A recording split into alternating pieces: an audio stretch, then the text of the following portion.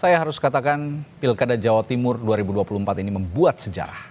3 perempuan bertarung memperebutkan kursi Jawa Timur 1, provinsi yang mayoritas warganya adalah santri. Ada petahana Hovifah Indar Parawansa, Menteri Sosial Tri Risma Harini, dan Ketua DPP Partai Kebangkitan Bangsa sekaligus anggota DPR RI Lulu Nur Hamidah. Lalu apa yang akan ditawarkan 3 Srikandi ini untuk memperebutkan hati lebih dari 31 juta pemilik suara di Jawa Timur? Kita akan bahas pagi hari ini bersama sejumlah narasumber. Ada Ketua DPP PKB Daniel Johan, Wakil Ketua Umum Partai Amanat Nasional Viva Yoga Mauladi, politisi PDI Perjuangan Aryo Seno Bagaskoro, dan anggota Dewan Pembina Perludem sekaligus pengajar hukum pemilu Universitas Indonesia Titi Anggraini. Selamat pagi Bapak-bapak, Ibu. Pagi. Assalamualaikum. Selamat pagi. Assalamualaikum. Waalaikumsalam warahmatullahi wabarakatuh. Saya ke Mas Daniel dulu nih. Mas Daniel, apa yang membuat PKB akhirnya percaya diri mengusung sendiri seorang perempuan hebat bernama Lulu Nur Hamidah? Ya, makasih. Pertama tentu mohon dukungan, mohon doa dari segenap rakyat Jawa Timur ya. Mbak Lulu bersama Mas Lukmanul itu mendapat kepercayaan dari kita semua dari DPP sebagai kader, salah satu kader terbaik. Ya. Kita ingin menampilkan yang fresh, yang segar, yang baru untuk Jawa Timur. Kepemimpinan baru yang lebih membawa kebahagiaan dan kegembiraan, keragaman bagi segenap rakyat Jawa Timur. Mbak Lulu meskipun fresh, tetapi pengalamannya itu sudah melalang buana ya. Sebagai aktivis, baik nasional maupun dunia internasional. Sebagai aktivis, sebagai pendidik, sebagai dosen, sudah sangat dekat dengan hal-hal yang menyangkut kepeduliannya terhadap kesejahteraan ibu, kesejahteraan perempuan, kesejahteraan anak. Sehingga dengan kepekaan tersebut kita ingin mengangkat isu bagaimana keluarga sebagai komunitas yang paling terkecil itu bisa semakin sejahtera. Tentu hal yang menyangkut kesejahteraan keluarga, kesejahteraan anak di bidang pendidikan, di bidang kesehatan, di bidang keberdayaan sebagai keluarga itu menjadi fokus utama nantinya. Oke, tapi dari sekian banyak sosok perempuan populer begitu Mas Daniel dan berpengaruh di PKB, kenapa Mbak Lulu yang dipilih? Mbak Lulu yang kita anggap paling tepat karena memang kepeduliannya terhadap dunia anak-anak, dunia ibu. Dunia keluarga, karena beberapa undang-undang, beberapa RUU yang menyangkut kesejahteraan perempuan ini, inisiator yang paling bersuara adalah Mbak Lulu. Jadi sudah memang kader yang sangat tepat untuk maju di Jawa Timur. Ya, padahal kan nama-nama lain seperti Ibu Ida Fauzia, ya pun kalaupun tokoh Nahdlatul Ulama ada Yeni Wahid begitu, tapi menurut PKB Mbak Lulu inilah yang punya representasi Jawa Timur, kira-kira begitu ya Mas Daniel, dengan kebutuhan-kebutuhan yang ada sekarang.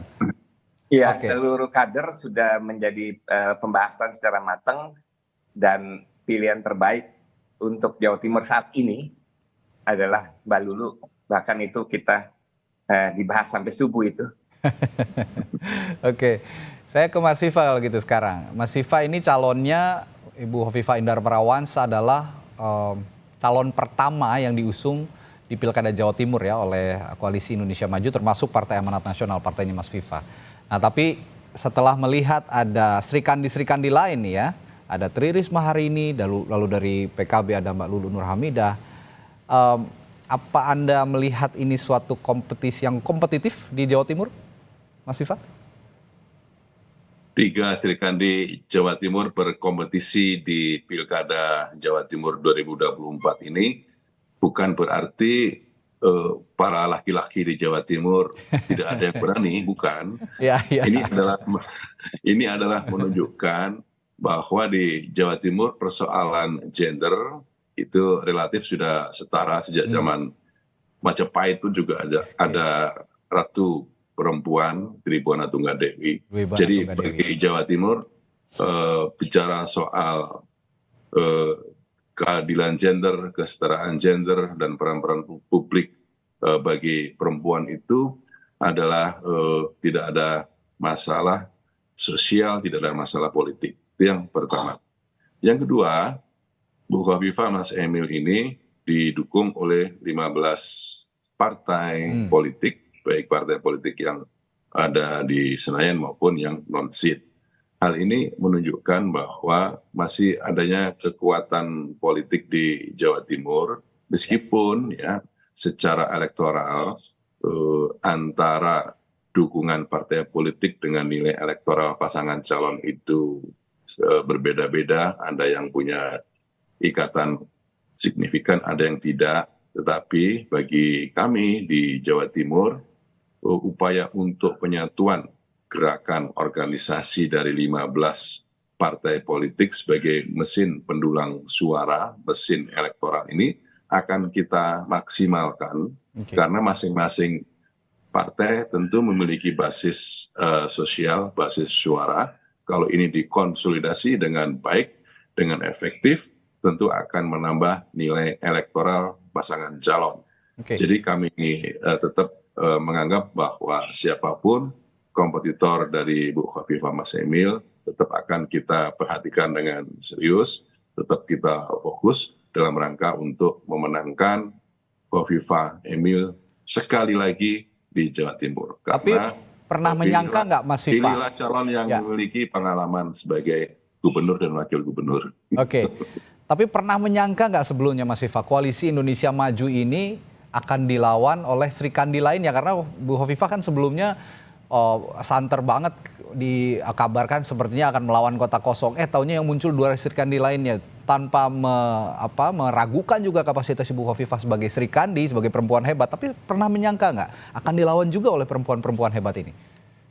Kami tidak kaget, kami sudah memprediksi sejak awal bahwa kalau Kota Kosong sih rasanya kecil kemungkinannya Mas Radi, tapi bagi kami siapapun kompetitor kami telah siap dengan memakai partai politik yang ada, dan kita memaknai bahwa Pilkada Jawa Timur 2024 ini adalah bagian dari proses demokrasi untuk meningkatkan kesadaran politik rakyat, dan tentunya rakyat juga memiliki preferensi pemilih yang masing-masing berdasarkan kepada ikatan sosial, kepada social identity, itu juga mereka tentu memiliki ikatan-ikatan khusus. Tapi bagi kami di luar itu, kita akan membuat sebuah komunitas baru, membuat gerakan-gerakan baru dalam rangka untuk mengefektifkan konsolidasi mesin partai,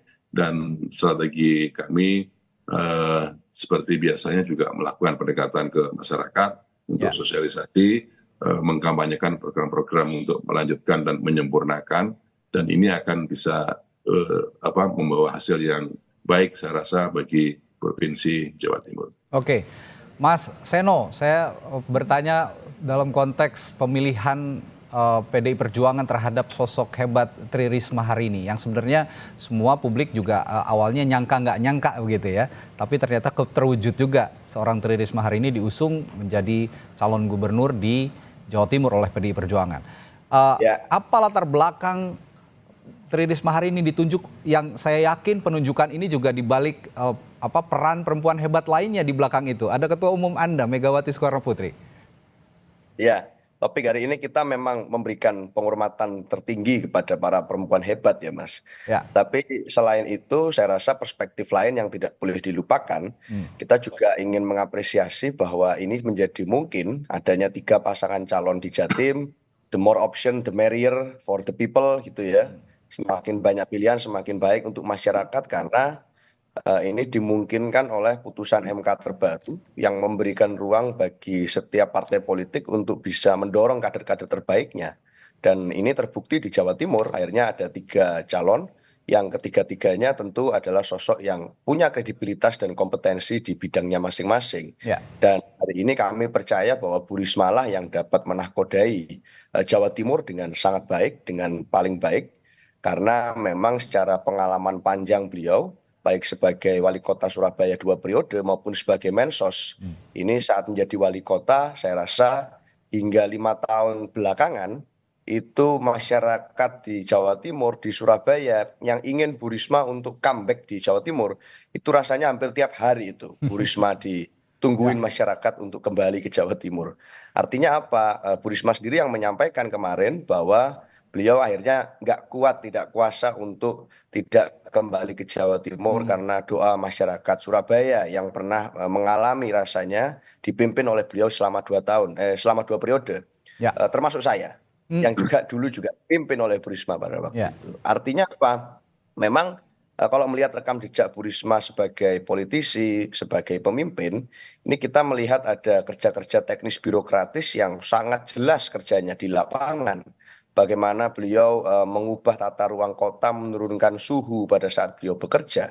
Artinya kota Surabaya di Jawa Timur yang sangat panas pada waktu itu berhasil diturunkan suhunya berapa derajat Celcius dengan melakukan tata ruang kota yang begitu baik, menempatkan taman-taman sebagai paru-paru kota dan melakukan penataan perkampungan, termasuk merapikan kawasan lokalisasi Doli yang sangat terkenal di Asia Tenggara pada waktu itu, berhasil diubah menjadi sentra kebangkitan UMKM. Jadi prestasinya banyak, ini melegenda bahkan mendunia.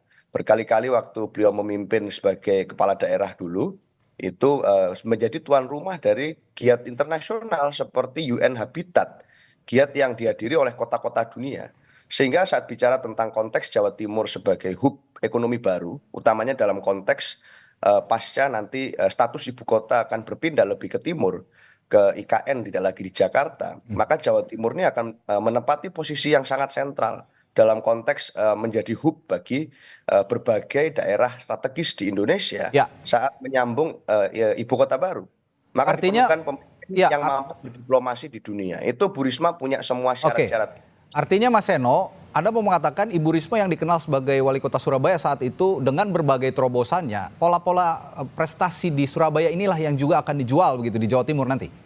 Pastinya, artinya itu yang apple to apple ya. Menjadi kepala daerah tentu harus melihat bagaimana rekam jejak beliau secara utuh. Dan yang paling relevan untuk dikomparkan kira-kira bagaimana gaya kepemimpinan beliau ya pada saat menjadi sesama kepala daerah. Dan saya rasa kepemimpinannya sangat top chair pada saat beliau melakukan itu. Dan Bu Risma sebagai politisi terkenal sangat bersih. Artinya mengusung bagaimana transparansi, kemudian menggunakan berbagai macam cara untuk melakukan kerja-kerja politik yang bersih dan anti korupsi. Maka slogan yang diteriakkan setidaknya 2 hari terakhir di akar rumput terkait Bu Risma ini adalah resik-resik Jawa Timur. Itu yang menjadi satu semangat bersih-bersih Jawa Timur, karena memang beliau juga terkenal dengan sapu sapu yang untuk membersihkan taman yang selama ini memang beliau fotonya identik dengan foto itu. Jadi resik-resik Jawa Timur itu mencerminkan spirit seperti itu.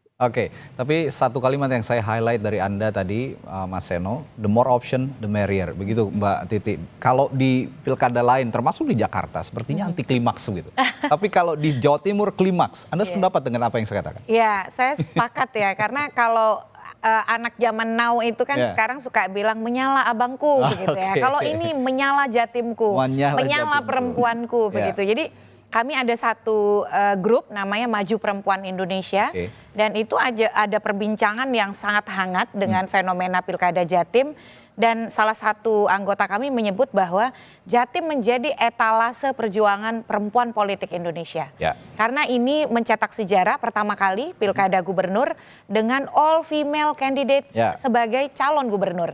Jadi kalau calon gubernur kita sudah sempat punya sebelumnya yang perempuan, tapi yang betul-betul tiga-tiganya perempuan. Itu baru sekarang. Nah, di Harian Kompas juga hari ini dibahas kan soal kontestasi Jawa Timur dan disebut di sana ini menjadi titik balik untuk kemudian merebut narasi dan membuktikan bahwa perempuan politik Indonesia itu layak bisa diberi kesempatan dan mendapatkan jabatan dan juga kemudian ini menandakan bahwa perempuan politik Indonesia itu punya posisi tawar, punya kapasitas, punya kompetensi, dan saya kira partai politik ketika dia mendapatkan keleluasaan untuk mengusung sendiri kandidatnya, ternyata perempuan layak diberikan kesempatan itu dan bisa melahirkan kompetisi yang kompetitif. Jadi ini mudah-mudahan ya akan juga menjadi pembuka dan harapan kita yang lebih bisa mewujud di Pilpres, kita akan punya kandidat perempuan juga. Karena selama ini sejak 2004 sampai 2024 belum pernah ada kandidat perempuan untuk Pilpres kita. Jadi ada beberapa pelajaran yang kita bisa ambil, Mas Radi. Yang pertama, ketika partai diberikan kanal untuk mengusung kader terbaiknya, untuk kemudian bisa leluasa mendapatkan akses pada pencalonan, maka ruang perempuan juga akan terbuka. Jadi ketika akses pencalonan itu misalnya terbatas oleh koalisi yang menyaratkan 20% kursi atau 25% kursi, maka perempuan dia akan saluran untuk mengakses pencalonan menyempit. Tetapi kemudian ketika partai, tadi seperti disebutkan oleh Mas Aryo ya, itu ketika saluran itu diberikan kesempatan pada partai untuk mendapatkan tiket pencalonan, maka peluang perempuan akan lebih terbuka begitu. Bukan hanya misalnya di Jatim ya, di Banten akhirnya Airin juga mendapatkan kesempatan. Coba kalau kemudian tidak ada putusan MK, mungkin terbelenggu juga. Teks putusan MK ya sejauh ini. Dan ternyata kalau kita lihat ini 3 perempuan ini kan semuanya aktivis kalau boleh disebut ya. Bu Hovifah, Bu Risma, dan uniknya nih dua-duanya pernah menjadi mensos. Nah, ini yang akan saya tanyakan. Ini juga pendekatan yang baik nih, karena kalau urusan mensos itu kan dekat dengan kelompok marginal, dengan mereka yang terpinggirkan, dan bagaimana pemenuhan hak begitu. Jadi kepemimpinan yang akan dipunya tidak akan jauh dari kepemimpinan yang etis tentu saja. Mbak Lulu orangnya sudah sangat teruji dari sisi perjuangan RUU menjadi undang-undang tindak pidana kekerasan seksual. Itu sejarah bagi parlemen kita. Pendukung terdepan RUU perlindungan pekerja rumah tangga, kesejahteraan ibu dan anak. Jadi saya kira Jatim ini kalau saya bilang to the max lah ya kompetisinya. Sementara Jakarta ini agak-agak landai begitu. Dan sepertinya pertarungannya juga akan sangat substantif gitu ya. Dengan isu-isu yang mengerucut di kalangan masyarakat Jatim, termasuk tadi pendekatan kelompok marginal, isu-isu perempuan, lalu isu-isu kesejahteraan, mengingat 2 calonnya adalah yang satu masih mensos gitu, yang satu lagi bekas mensos, dan yang satu lagi adalah aktivis perempuan tulen kayaknya begitu kira-kira. Nah, dari komposisi seperti itu pertarungannya di tanah santri ini akan kayak gimana nanti kira-kira? Iya, ini memang menarik ya, karakter Jawa Timur kan berangkat dari rumah besar Nahdlatul Ulama juga. Bu Hovifah dan Mbak Lulu lahir dari rumah besar yang sama, dari NU begitu. Tetapi saya kira disinilah kemampuan mesin partai untuk menetralisir isu-isu yang tidak substantif. Jadi bagaimana kemudian ketika 3 perempuan ini tentu dengan didampingi 3 laki-laki yang sama hebatnya, ini akan membawa politik gagasan ke permukaan. Jadi saya kira ketika Bu Hovifah diusung dengan 15 partai tadi ya, mendapatkan dukungan dari 15 partai tidak mudah. Artinya ada rekognisi, ada pengakuan. Lalu kemudian partai besar PDIP memberikan peluang itu kepada Bu Risma dan Mbak Lulu ya dari PKB. Artinya partai sudah siap nih dengan narasi yang betul-betul narasi gagasan program. Dan mereka memperhitungkan konteks kultur dan sosial Jawa Timur. Dan saya kira masyarakat Jawa Timur itu karakteristiknya terbuka ya. Dan juga kalau boleh kita katakan mirip-mirip lah dengan saya dari Sumatera. Outspoken gitu ya. Jadi kalau ngomong itu blak-blakan gitu. Blak-blakan begitu. Jadi dalam konteks masyarakat dan juga situasi sosial, partai pasti berhitung. Bu Hovifah bisa memenangi pilkada sebelumnya, tandanya memang keterbukaan terhadap kepemimpinan perempuan itu ada. Tinggal kemudian membangun narasi yang lebih substantif di antara para 3 pasangan calon ini. Mbak Titi tadi mengatakan 3 perempuan ini mendapatkan rekognisi partai politik. Tapi apakah dapat juga rekognisi pemilih? Akan kita bahas selanjutnya di Sapa Indonesia Pagi. Sesaat lagi.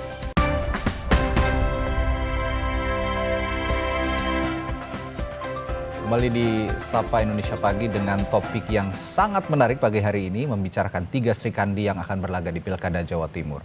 Tadi saya mengutip dari apa yang dikatakan oleh Mbak Titi, bahwa 3 perempuan hebat ini mendapatkan rekognisi partai politik. Nah, bagaimana dengan rekognisi pemilih ataupun rakyat Jawa Timur? Saya tanya juga ke Mas Daniel, bagaimana upayanya untuk merekognisi pemilih di Jawa Timur yang kontur pemilihnya kebanyakan adalah kaum santri, yang sebenarnya memang basisnya PKB sebenarnya, Mas Daniel?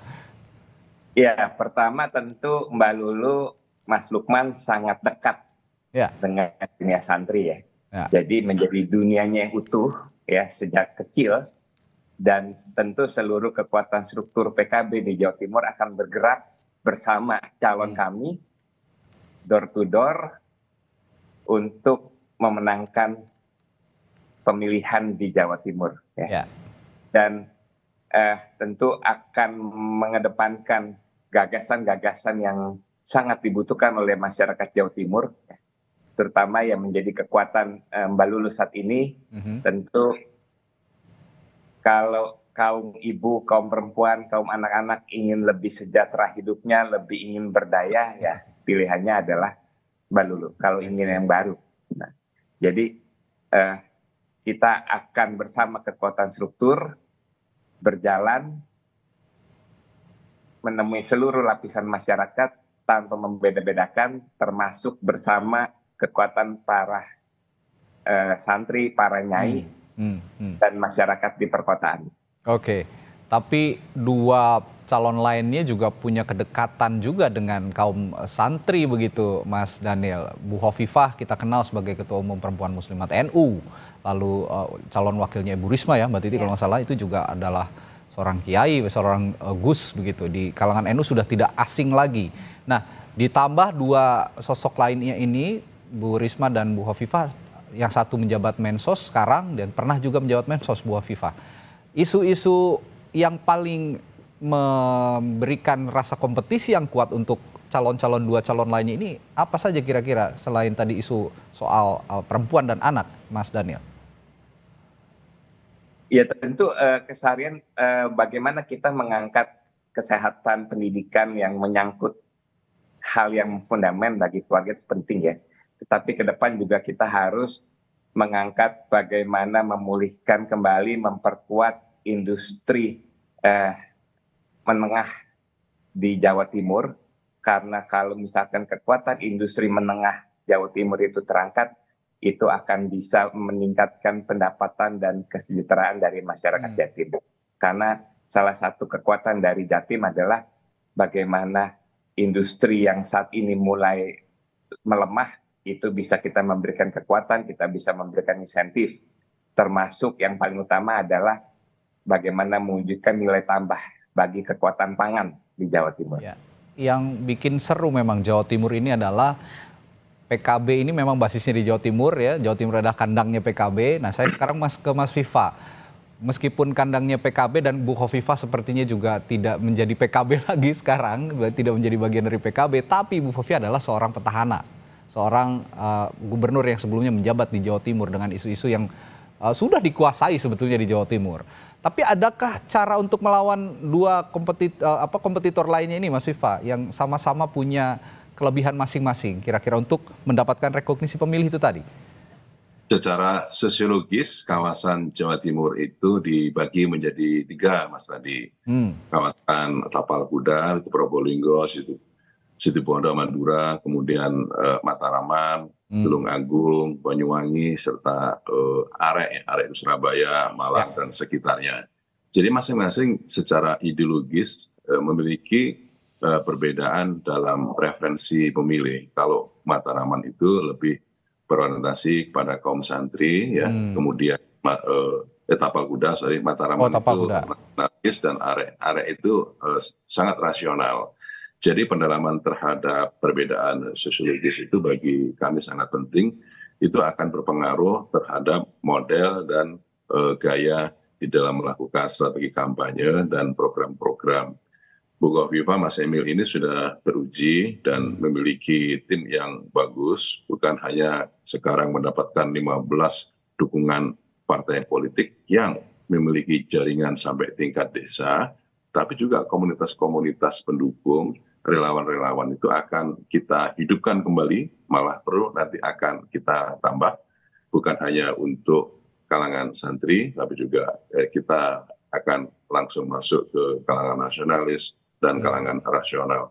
Jadi dengan pendekatan seperti ini, saya rasa kita akan bisa bertarung penuh dengan persahabatan, gitu, menjaga moralitas pertandingan, dan kita sudah mengukur tentang beberapa hal yang berkaitan dengan strategi kantong-kantong massa, basis-basis sosial dari seluruh pasangan calon. Kita akan berharap bahwa dengan konsolidasi organisasi dari seluruh partai politik pendukung Khofifah Emil ini akan bisa menjadi mesin yang efektif untuk pendulangan nilai elektoral. Ya, dari segi strategi sepertinya Bu Khofifah dan Mas Emil ini sudah mengetahui petanya, karena memang petahana begitu. Tapi dengan luasnya wilayah Jawa Timur dan tipikal pemilih yang berbeda-beda seperti yang Anda katakan tadi Mas Viva, ada Tapal Kuda di daerah Tapal Kuda, Mataraman, Are dengan tipikal yang berbeda-beda pula, ada yang santri, ada yang rasional. Apakah semuanya akan digarap atau ada prioritas khusus yang kurang nih pada saat Khofifah Emil sebelumnya, periode sebelumnya kurangnya di sini nih begitu atau akan semua digarap?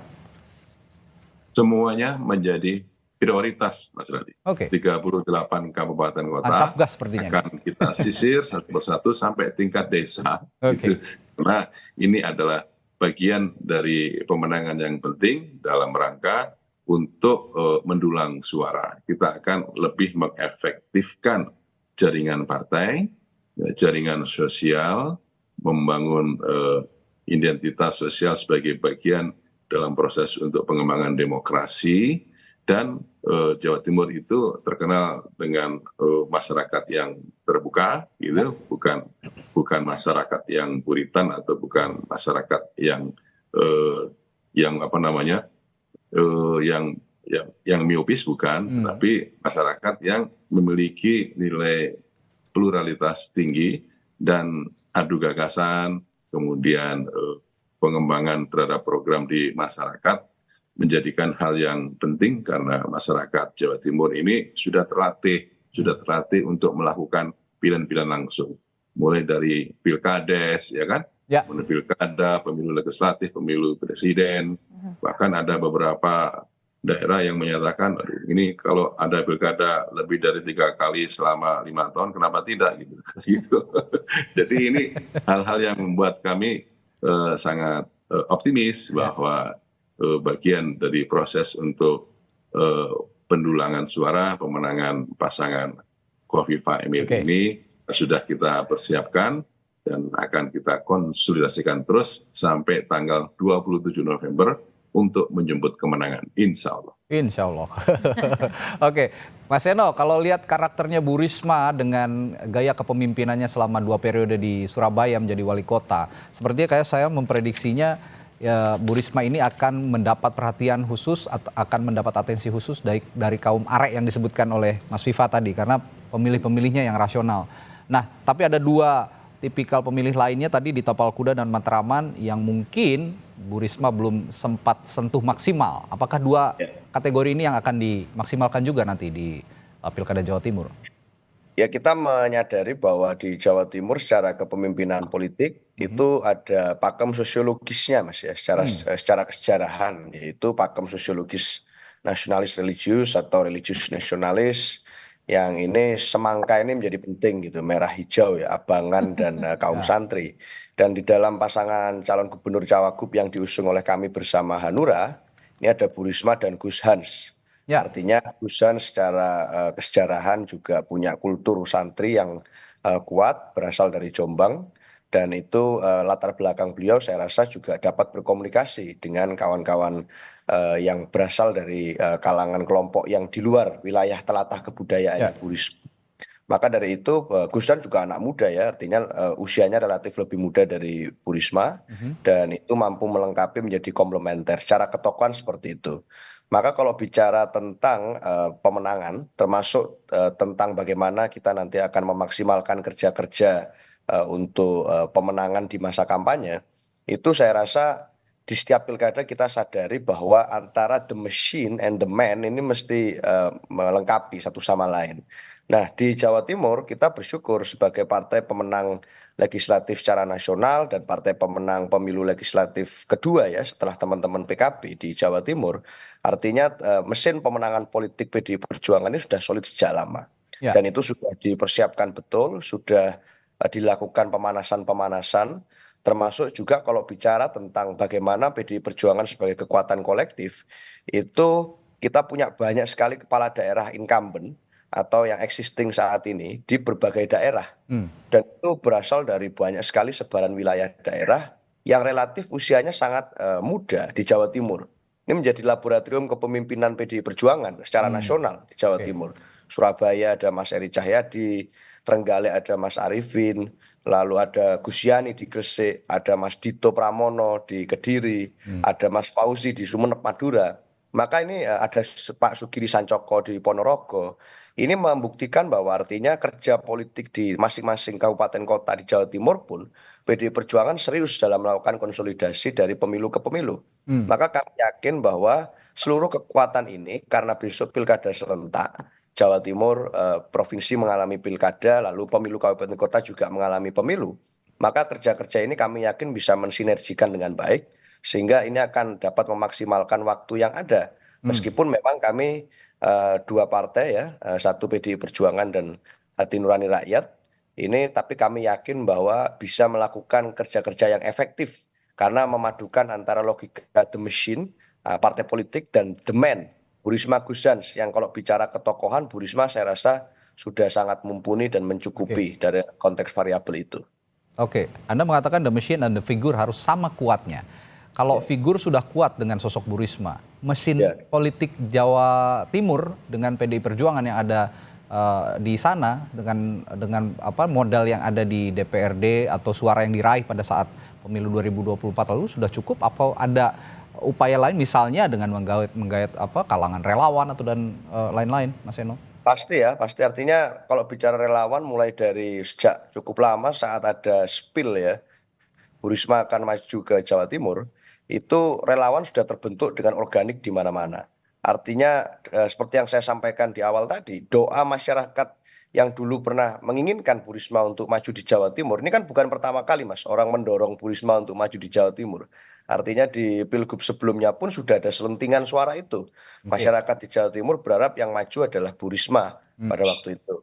Artinya saat ini sudah terjadi, ini adalah keinginan yang terlambat gitu lah. Jadi artinya sudah ada dulu tapi terwujudnya baru sekarang. Maka relawan yang terbentuk itu banyak. Jadi saya yakin bahwa ya kalau di Jawa Timur teori the machine and the man-nya agak berubah ya dalam konteks sekarang, berarti the machine and the woman. Karena semuanya perempuan gitu ya. Dan ini saya percaya bahwa kerja-kerja politik kita secara mesin politik juga akan melengkapi bagaimana ketokohan Bu Risma itu sangat diakui. Tidak hanya di Jawa Timur tetapi juga di berbagai kota dunia dulu diakui kepemimpinan beliau. Oke, saya lagi-lagi mengutip pernyataan Anda, the machine and the woman, Bu Mbak Titi. Kalau melihat tiga figur perempuan ini dengan kontur yang dikatakan oleh Mas Viva, ada di apa kontur pemilih di Tapal Kuda, Mataraman, Are begitu. Kira-kira dari tiga sosok ini yang menonjol di masing-masing tipikal pemilih itu di mana saja nanti? Ya, Mas Radi jangan lupa ya, ini pilkada serentak, pilgub dan kabupaten kota bersamaan. Iya betul. Tadi disebut misalnya oleh Mas Haryo beberapa kepala daerah petahana dari PDIP yang sekarang sedang menjabat, semuanya kok calon tunggal ya. Nah artinya mereka kan bukan hanya didukung oleh PDIP di daerahnya, tapi juga didukung oleh partai politik yang juga di dalamnya ada partai politik pendukung Bu Hovifah dan juga Mbak Lulu. Artinya memang tidak bisa homogen ya strategi pemenangan menggunakan mesin partai yang eksekutifnya sekarang juga sedang berlaga. Jadi perlu strategi juga akhirnya. Contoh di Surabaya, 18 partai itu mendukung petahana Wali Kota Eri. Nah sementara kan pilgubnya itu Ibu Risma. Jadi pasti akan ada akselerasi di dalam proses kontestasi yang membutuhkan pendekatan yang berstrategi ya, menyelaraskan antara pilkada kabupaten kota yang sedang dijalankan dengan juga pemilihan gubernur di mana ada kader partai yang sama dengan dirinya yang juga sedang berkompetisi. Jadi pintar-pintar berstrategi akhirnya. Nah soal tiga karakter ini saya kira masing-masing ini punya kelebihan. Kenapa misalnya Ibu Risma dan Mbak Lulu dorong oleh partai? Karena partai juga ingin membuktikan bahwa kalau Ibu Hovifah bagus, kami juga punya perempuan yang sama bagusnya dari PDIP dan dari PKB, kira-kira kan begitu. Dan dalam konteks ini pendekatan-pendekatan ketika tiga-tiganya perempuan, saya yakin bahwa isu diskriminasi gender tidak akan muncul. Dan ini pendidikan politik yang sangat bagus bagi publik kita, bukan hanya untuk Jawa Timur, tapi juga untuk Indonesia begitu. Jadi kalau bicara strategi tentu saja PKB dan PDIP kan main sendiri nih ya, single fighter. Sementara yang satu lagi 15 partai. Tetapi bukan berarti karena single fighter lalu kemudian pendekatannya hanya menyasar basis khas dari partai. Karena di pilkada itu satu orang, satu suara, satu nilai. Satu pun suara harus diperebutkan karena bukan seperti Jakarta yang 2 putaran, dia 1 putaran saja.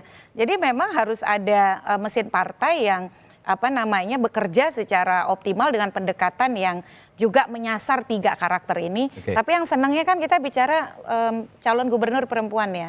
Dan yang berbicara adalah 3 politisi laki-laki yang sangat hebat begitu. Merepresentasikan mereka-mereka yang perempuan. Merepresentasikan bahwa dunia politik itu memang harus ramah terlepas apapun jenis kelaminnya, dan lagi-lagi ini pendidikan politik yang sangat bagus, breakthrough, terobosan bagi jalannya demokrasi lokal di Indonesia. Dalam konteks itu the last but not least, pertanyaan saya adalah kita akan melihat bigger picture-nya. 5 tahun ke depan akan ada Pilpres lagi 2029. Apakah 3 Sri Kandi yang tampil di Pilkada Jawa Timur ini juga bisa nantinya tampil di konstelasi nasional terutama di Pilpres? Harus bisa. Karena kenapa? Pilkada adalah sumber rekrutmen yang paling efektif untuk Pilpres. Ganjar Pranowo, Gubernur Jawa Tengah. Anies Baswedan, Gubernur Jakarta. Bukan tidak mungkin gubernur perempuan dari Jawa Timur sudah saatnya menjadi capres 2029. Tapi ini Bang Viva, Mas Daniel dan kawan-kawan, Mas Aryo dari partai, mbok ya ambang batas pencalonan presidennya juga direkonstruksi. Kalau sekarang kan masih 20% kursi atau 25% suara sah. Kalau itu bisa direkonstruksi lebih mudah, misalnya semua partai parlemen bisa mengusulkan pasangan calon, maka kita akan punya potensi paling sedikit 3 pasangan calon presiden, wakil presiden kalau diantara mereka saling berkoalisi. Jadi harapan ada di pundak bapak-bapak yang ada di layar ini. Baik, saya sangat excited sekali, sangat tertarik sekali dengan topik kita pagi hari ini, membicarakan 3 Sri Kandi yang akan tampil di Pilkada Jawa Timur, dan saya yakin Anda juga akan punya perhatian khusus terhadap Pilkada Jawa Timur yang diikuti oleh 3 Sri Kandi hebat ini. Ada Ibu Hovifah Indar Parawansa, ada Ibu Tri Risma Hari ini, dan Mbak Lulu Nur Hamidah. Kita lihat nanti pertarungannya seperti apa ya Mbak Titi. Kita juga akan melihat bagaimana 3 perempuan hebat ini bertarung memperebutkan kursi Jawa Timur 1, dan terlebih mungkin misinya 2029. Harus ya, kalau dari Mbak Titi sebagai kaum perempuan harus ada kaum perempuan yang bisa tampil di Pilpres 2029. Terima kasih para narasumber saya pagi hari ini, Ketua DPP sekaligus Ketua DPP PKB sekaligus anggota DPR RI, juga Mas Daniel Johan, lalu juga ada Wakil Ketua Umum Partai Amanat Nasional Viva Yoga Malodi, dan politisi PDI Perjuangan Aryo Seno Bagaskoro, serta Mbak Titi Anggraini dari Perludem telah berbagi perspektifnya pagi hari ini. Senang sekali.